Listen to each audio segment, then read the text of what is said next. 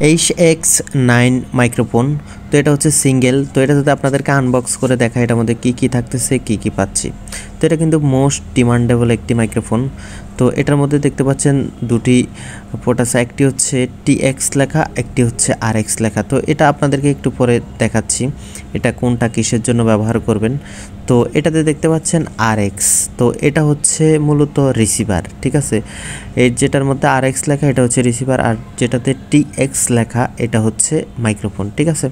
তো কিভাবে এটা কানেকশন করতে হয় এটা হচ্ছে আপনাদেরকে আগে কেবলগুলো সম্পর্কে পরিচয় করে দিই। এটা হচ্ছে DSLR ক্যামেরার জন্য রিসিভারের ব্যবহার হবে, আর এটা হচ্ছে আপনার চার্জিং কেবল, আর এটা হচ্ছে আপনার এটা রিসিভারের ব্যবহারের জন্য, ঠিক আছে।